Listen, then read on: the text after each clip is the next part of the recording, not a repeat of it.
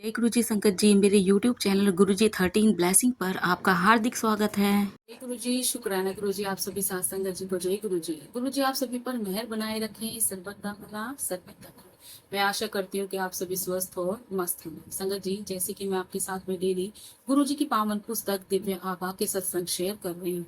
आज उसी कड़ी को आगे बढ़ाते हुए आज का जो सत्संग है वो है आदरणीय श्री भगवान दास चेत्रा अंकल जी का, जो कि गुड़गांव के एक निवासी हैं। सत्संग बहुत ही प्यारा है।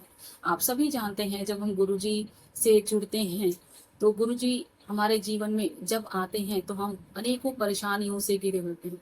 गुरुजी जब हमारे जीवन में आते हैं तो हमें एक एक करके सारी परेशानियों से बाहर निकाल देते हैं। सत्संग बहुत ही प्यारा है। सत्संग सुनने के लिए मेरे साथ अंत तक बने रहें। और सत्संग शुरू करने से पहले जैसे हम गुरु जी का मंत्र जाप करते हैं वैसे ही करेंगे। आइए संगत जी, हम सब मिलकर गुरु जी का मंत्र जाप करेंगे। ओम नमः शिवाय, शिव जी सदा सहाय। ओम नमः शिवाय, गुरु जी सदा सहाय। ओम नमः शिवाय, शिव जी सदा सहाय। ओम नमः शिवाय, गुरु जी सदा सहाय। जय गुरु जी, शुक्राना गुरु जी। अंकल जी लिखते हैं, मुझे नवजीवन दान दिया। मैंने भारत सरकार द्वारा आयोजित कैलाश मानसरोवर यात्रा पर जाने की योजना बनाई थी। जब मैंने गुरुजी से आज्ञा मांगी तो उन्होंने कहा, मैं वहां क्यों जाना चाहता हूँ जब शिव तो मेरे समक्ष यहीं उपस्थित हैं। स्वाभाविक है मैं यात्रा पर नहीं गया।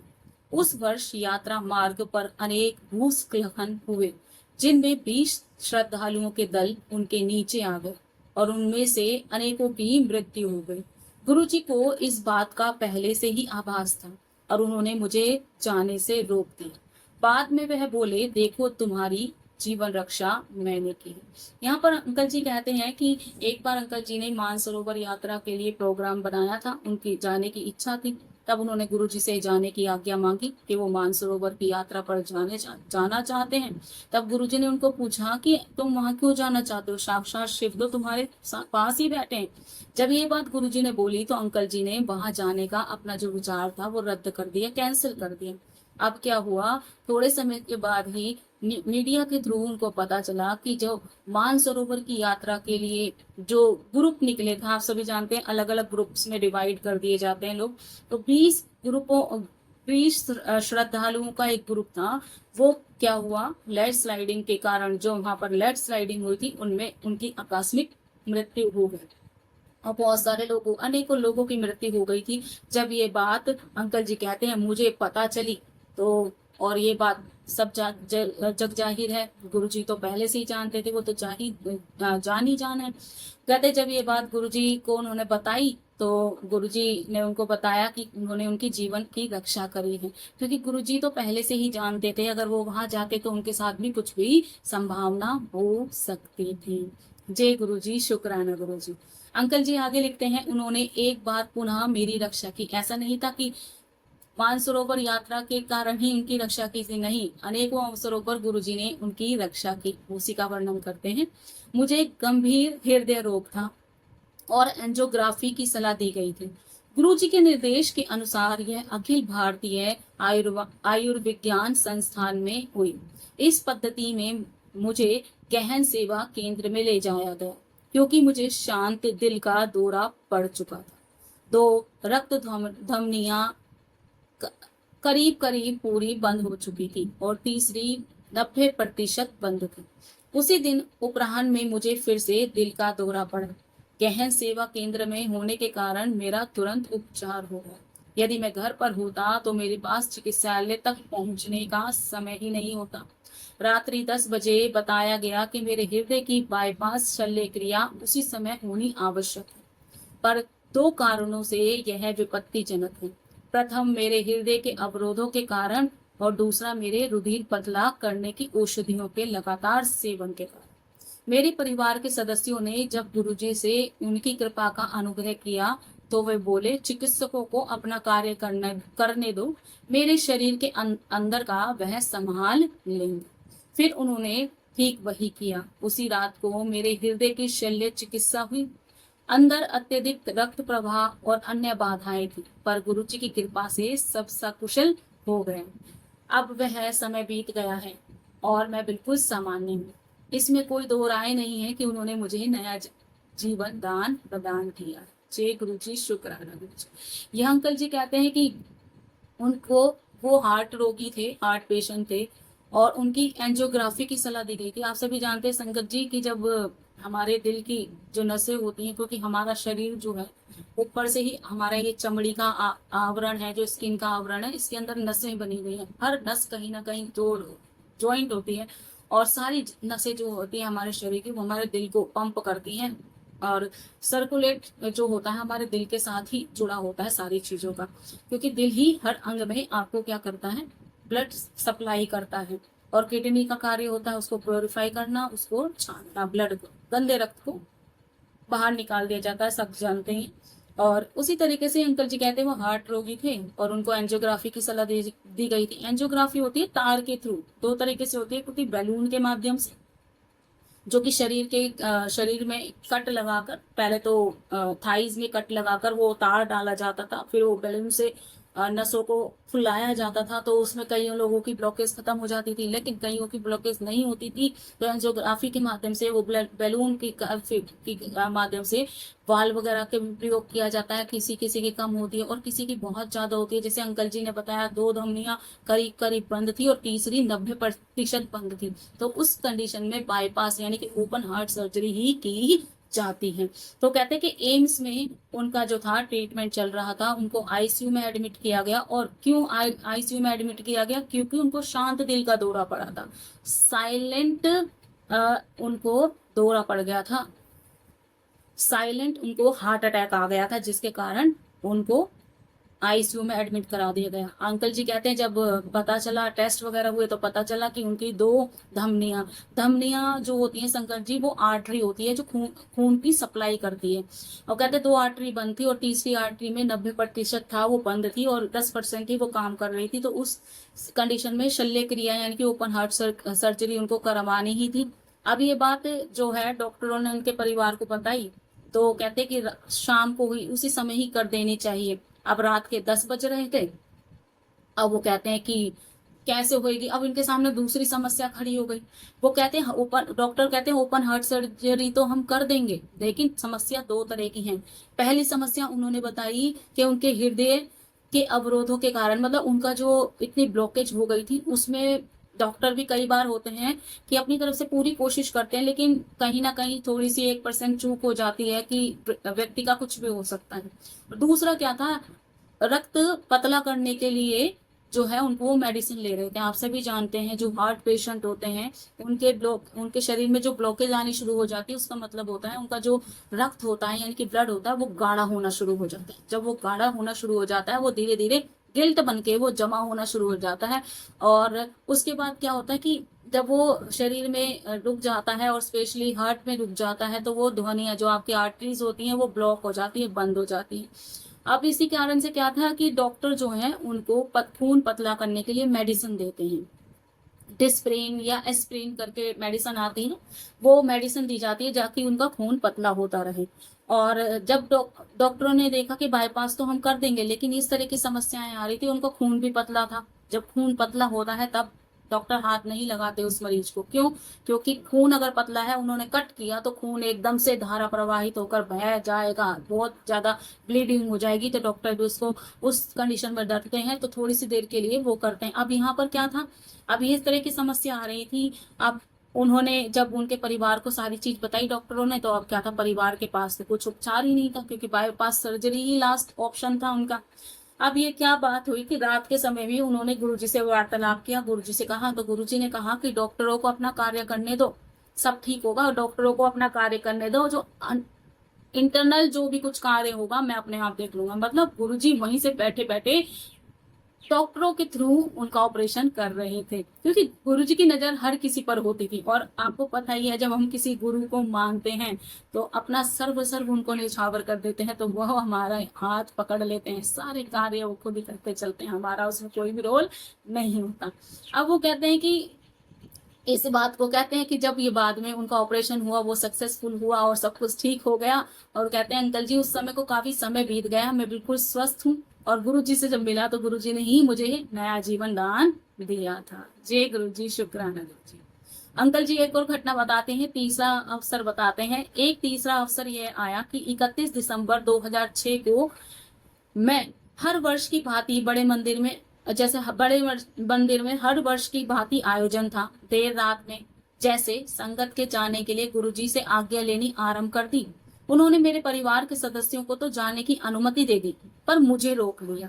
1 घंटे के उपरांत उन्होंने कहा कि उन्होंने नव वर्ष पर मुझे नया जीवन दान दिया और अब मैं जा सकता हूँ। उस समय मैं उनके शब्दों का तात्पर्य नहीं समझ पाया, पर जब मैं घर पहुंचा तो पता लगा कि मार्ग में जिस कार में मेरा परिवार जा रहा था, घने कोहरे के कारण दुर्घटनाग्रस्त हो गई थी। ठीक उसी समय जब गुरुजी ने मुझे नया जीवन दान देने की बात करी थी। एक गति अवरोध पर सामने आने वाली कार ने अचानक ब्रेक लगा दिया और मेरे पुत्र के कार रोकने के सब प्रयास असफल रहे। वह अगली कार से जोर से टकरा गई। सामने का बम्पर और जाली क्षतिग्रस्त हो गए। मेरी पत्नी का सिर सामने शीशे से टकराया जो टूट गया, पर किसी भी यात्री को कोई चोट नहीं लगी। गुरुजी के पास अगले दर्शन पर वह बोले, उन्होंने पूरे परिवार की रक्षा की। आज भी हमारा परिवार उनकी इस कृपा के लिए कृतज्ञ है। स्पष्टता गुरुजी सब भविष्य जानते हैं और विनती किए बिना जो हित में होता है वह करते हैं। अनेक बार तो पता भी नहीं चलता कि उन्होंने क्या किया। वह सब अनुयायियों की सहायता करते हैं। हमें केवल इतना ज्ञान है कि वह सदा हमारी समस्याओं, चिंताओं, कष्टों को दूर कर देंगे। हम अपने सब मानसिक तनाव उन पर छोड़कर शांति पूर्वक रह सकते हैं। जय गुरु जी, शुक्राना गुरु जी। यहाँ पर कहते हैं कि तीसरी बार उनको जब जीवन दान दिया गया, वो घटना बताते हैं 31 दिसंबर 2006 की बात करते हैं। और हर साल आप सभी जानते हैं न्यू ईयर मनाया जाता है गुरु जी के यहाँ पर, बहुत अच्छी तरीके से आयोजन किया जाता है। उस समय न्यू ईयर की तैयारियां चल रही थी और गुरुजी का परिवार वहां पर सम्मिलित हुआ था संगत में। जैसे उनका परिवार आज्ञा मांगने के लिए गुरुजी के पास गए तो गुरुजी ने अंकल जी को जाने से मना कर दिया। अंकल जी को मना कर दिया जाने से और उनके पूरे परिवार को आज्ञा दे दी तुम चले जाओ। जैसे ही उनका परिवार आगे निकला तो और जहां पर उनके साथ एक परेशानी होगी, एक्सीडेंट हो गया। तो गुरुजी कहते जिस समय एक्सीडेंट हुआ था उस समय गुरुजी ने अंकल जी को कहा कि उन्होंने उनके पूरे परिवार को और अंकल जी को नया जीवन दान दिया। अंकल जी कहते हैं पता नहीं क्या बोल रहे हैं गुरुजी, मैं तो यहाँ बैठा हूँ, मुझे कैसे जीवन दान दे दिया। लेकिन जब वो अपने घर पहुंचे, जब गुरुजी ने उनको उनके परिवार के पास जाने के लिए आज्ञा दे दी, 1-1.5 घंटे बाद जब गुरुजी वो अंकल जी अपने घर पहुंचे तो उन्हें पता चला कि उनका तो कार एक्सीडेंट हो गया पूरी फैमिली का, और किस तरीके से गुरुजी ने उनको बचाया। वो कहते हैं कि जो स्पीड ब्रेकर था वहां पर अचानक किसी गाड़ी ने, आगे चलने वाली गाड़ी ने एकदम से ब्रेक लगाया। तो अंकल जी की जो गाड़ी थी वो उनके बेटे ड्राइव कर रहे थे, तो उन्होंने जैसे ब्रेक लगाने की, तो कहते हैं उतनी समझ नहीं, मतलब वो एकदम से समझ नहीं पाए कि क्या वो समझ नहीं पाए कि अचानक क्या हुआ। जैसे ही उनके बेटे ने जैसे ब्रेक लगाने की किया तो वो ब्रेक लगा ही नहीं पाया, कार को रोक ही नहीं पाया, वो असफल हो गया। और एकदम से क्या हुआ, आगे जाने वाली कार में उनकी कार जो है वो टकरा गई और इतनी जोर से टक्कर हुई थी कि जो आगे की सीट पर आंटी जी बैठी हुई थी, उनकी पत्नी, उनका जो सर था वो गाड़ी के शीशे से टकराया और फ्रंट जो शीशा होता है उससे टकराया और शीशा चटक गया। लेकिन आंटी जी को और उनके परिवार के सदस्यों को कोई क्षति नहीं हुई थी। और ये कहते हैं गुरुजी कहते हैं अंकल जी जब ये मुझे बताया तो कहते किसी भी सदस्य को कोई चोट नहीं आई थी, कुछ नहीं हुआ था। और मैं सब समझा गुरुजी ने क्यों कहा कि मैंने तुम्हारे पूरे परिवार तुम्हारी रक्षा की है। गुरुजी बैठे बैठे सब कुछ देख रहे थे और उनको सब पता होता है। अंकल जी कहते हैं कि हमें हमेशा यही विश्वास है कि हर समस्याओं से, चिंताओं से, कष्टों से वो हमारे दूर कर देंगे। हमारी जो मानसिक तनाव है उसको भी क्षण भर में वो हर लेते हैं। जय गुरु जी, शुक्राना गुरु जी। और आप सभी जानते हैं जो हार्ट पेशेंट होता है उसको अगर झटका लग जाए या बहुत ज्यादा खांसी हो रही है तो उसके हार्ट पर बहुत ज्यादा इफेक्ट पड़ता है। इसलिए गुरुजी ने उनको रोक लिया था कि बाकी तो सरवाइव कर जाएंगे लेकिन अंकल जी नहीं कर पाते। जय गुरुजी, शुक्राना गुरुजी। गुरुजी को मिले बिना उपचार। मेरे ससुर की आयु 90 वर्ष के ऊपर हुई होगी। वह मनोभ्रम यानी कि डिमेंशिया रोग से ग्रस्त थे, जो बड़े लोगों को अक्सर हो जाता है। कभी कभी मेरे ससुर परिवार में किसी को पहचानते नहीं थे, आक्रामक हो जाते थे और मति भ्रम होकर कल्पना करने लगते थे। उन्हें गुरुजी में विश्वास नहीं था और कभी उनसे मिले भी नहीं थे। गुरुजी ने मेरी पत्नी की प्रार्थना का उत्तर दिया और इस रोग से उन जिसका आधुनिक चिकित्सा विज्ञान में कोई उपचार नहीं है, उनको 90% तक राहत मिल गई थी। जय गुरु जी, शुक्राना गुरु जी। यहाँ अपने वो फादर इन लॉ की बात करते हैं, कहते हैं जो उनके ससुर थे अंकल जी के, उनकी आयु 90 साल थी और उनको मनोभ्रंश हो गया था, डिमेशिया हो गया था, मतलब भूलने की बीमारी हो गई थी। आप सभी जानते हैं कि जैसे जैसे आयु बढ़ती है तो जो बड़ी आयु के लोग होते हैं उनको भूलने की समस्या हो जाती है। तो अंकल जी के ससुर को भी ऐसा ही हो गया था और वो लोगों कभी कभार ऐसा हो जाता था, वो घर के लोगों को पहचानते नहीं थे, उनसे आक्रामक हो जाते थे, गुस्सा हो जाते थे और ऐसा लगता कि सामने वाला सोचता है कि पागल हो गया, जबकि पागल नहीं है, वो पागल नहीं बोल सकते उनको। ऐसा होता है कि समय के साथ साथ आपकी याददाश्त भी कार्य करना बंद कर देती है। हर क्योंकि शरीर है हमारा, बहुत सारी चीजों से जुड़ा हुआ है। हर किसी का कार्य करने की क्षमता होती है, जैसे मनुष्य में कार्य करने की क्षमता होती है, ऐसी हमारी ज्ञानेंद्रियां हैं जो हमारी बॉडी के पार्ट्स हैं, भगवान ने जो बनाए फिट किए हैं शरीर के अंदर, सबका कार्य अलग अलग किया गया है। ये नहीं कि एक ही किडनी है तो सारे कार्य कर देगी, हार्ट है तो सारे कार्य कर देगा, आंख है तो सारे कार्य कर देगी। सबको अलग अलग फंक्शन दिए गए। आंखों का कार्य दिया गया देखने का, जीभ का कार्य दिया गया हमें चखने का, दांतों का कार्य दिया गया उसको चबाने का भी। ये तो नहीं है दिल ही सारे काम कर रहा है ना संगत जी। तो वही है कि जो एक समय के बाद जो होता है कि हमारा जो भूलने की क्षमता है मनुष्य की, वो धीरे धीरे बढ़ने लग जाती है और बड़ी आयु के लोगों के साथ ऐसा होता है। और जब ये बात गुरुजी ने ये बात जब गुरुजी को बताई गई तो गुरुजी ने आंटी जी की बात सुनी और उनको 90% अंकल जी को राहत मिल गई थी। मतलब उनको ऐसा कर दिया था गुरुजी ने अपनी कृपा से कि वो ठीक हो गए थे। 90% उनको ठीक कर दिया था। देखिए संगत जी कितना उपकार किया। जय गुरु जी। वो भी बिना मिले, कभी मिले भी नहीं थे उनके फादर इन लोगों से। और मिलना क्या, उनको तो पहली बात आस्था भी नहीं थी, और मिले का आस्था तब होगी ना जब आप किसी से मिलेंगे, तब वो मिले भी नहीं थे। और उनके परिवार के ही सदस्य थे, जुड़े हुए थे, तो कैसे उन पर भी कृपा करते। छोटे पुत्र और मुझे नौकरी मिली। मेरा छोटा पुत्र एक यांत्रिक है और वह पूंजी बाजार में लगा हुआ था। एक बार गुरुजी ने उससे प्रश्न किया, उसे नया कार्य करने की सलाह दी। मेरा पुत्र कई दिनों तक नौकरी ढूंढता रहा पर उसे सफलता नहीं मिली। एक दिन गुरुजी ने पुनः प्रश्न किया और नकारात्मक उत्तर मिलने पर कहा उसे 15 दिन में नया कार्य मिल जाए। एक सप्ताह में उसको साक्षात्कार के लिए आमंत्रण आ गया और 13वें दिन उसे नया कार्य मिल गया। जय गुरु जी, शुक्र है गुरु जी। यहाँ अंकल जी कहते हैं उनके छोटे बेटे जो हैं उनको नौकरी नहीं मिल रही थी। हालांकि जो उनके बेटे थे वो इंजीनियर थे और पूंजी व्यापार मतलब शेयर बाजार में वो कार्य करते थे। और हमेशा जब भी वो गुरुजी के पास जाते, गुरुजी इनसे पूछते, नया कार्य करने की सलाह देते, कुछ ये छोड़ दे शेयर मार्केट, कुछ और कार्य कर ले। अब उनके बेटे गुरुजी की बात मानकर उन्होंने जॉब ढूंढनी शुरू कर दी, सर्च करनी शुरू कर दी, पर उनको जॉब नहीं मिली। जब भी वो गुरुजी के पास जाते, गुरुजी पूछते नया कार्य, तो वो हमेशा नकारात्मक उत्तर देते कि नौकरी का कोई मतलब पता ही नहीं, मिल ही नहीं रही। तो गुरुजी ने जब एक बार सुना तो उन्होंने बोला कि 15 दिन के अंदर अंदर तुम्हें नया काम मिल जाएगा। और ऐसा ही हुआ।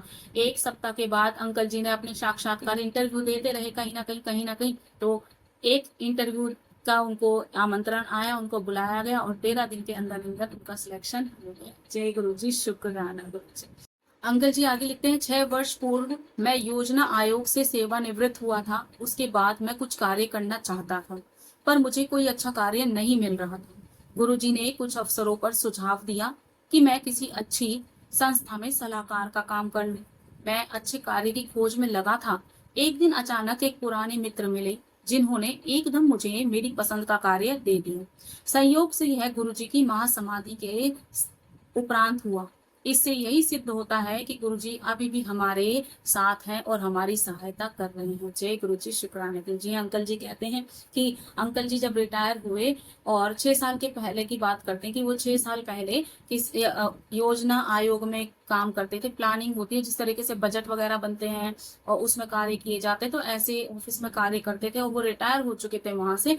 उसके बाद क्या हुआ, वो अच्छी जगह कार्य करना चाहते थे। गुरुजी हमेशा कहा करते थे किसी ऑफिस में या किसी संस्था में सलाहकार एडवाइजर का काम कर लो, लेकिन अंकल जी को वो सुझाव अच्छा नहीं लगता था। वो चाहते थे कि उनके मन मुताबिक उनको कार्य मिले। अब क्या हुआ, गुरुजी ने महासमाधि ले ली। जब गुरुजी ने समाधि ले ली, जो जब महासमाधि के बाद जब घटना घटी, तो कहते हैं कि एक दिन इनके दोस्त इनको मिले और उन्होंने उनको एक कार्य सौंपा जो कि इनके मन मुताबिक था। तो इसका मतलब ये था गुरुजी की महासमाधि के बाद इनको कार्य मिला था। तो यहाँ अंकल जी कहते हैं कि गुरुजी हमेशा हमारे साथ हैं। महासमाधि के बाद भी कार्य मिलना, वो भी गुरुजी जैसा बोलते थे वैसे ही उनको कार्य मिला था, और उससे सिद्ध हो जाता है कि गुरुजी आज भी हमारे साथ हैं और हमारी सहायता कर रहे हैं। जय गुरु जी, शुक्राना गुरु जी। सब जानते हैं। संसाधन के अभाव में गृह निर्माण। सेवारत होते ही मैं चाणक्यपुरी में सरकारी निवास में रहता था। सेवानिवृत्त होने के बाद मैंने द्वारका के एक छोटे से घर में रहने का निर्णय ले लिया, पर गुरुजी ने मुझे गुड़गांव में 500 गज का भूखंड लेकर घर बनाने को कहा।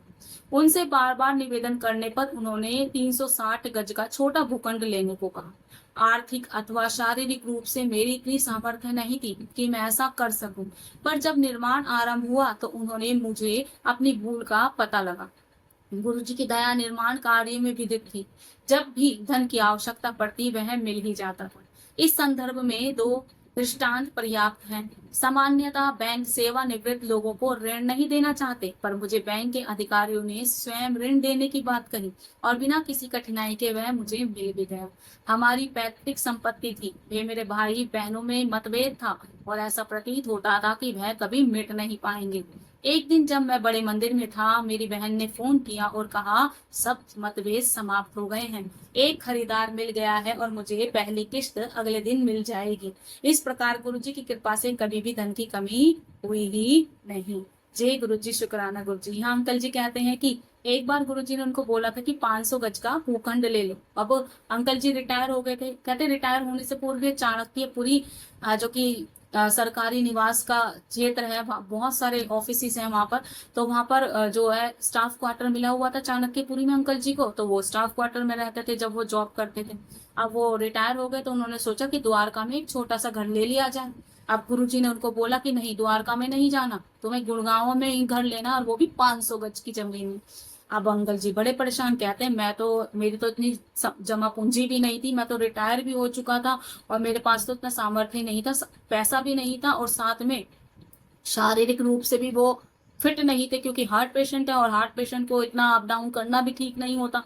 अंकल जी बड़े परेशान। अंकल जी ने बार बार गुरुजी से निवेदन किया तो गुरुजी ने बाद में उनको बोला कोई बात नहीं, 360 गज का ही ले ले।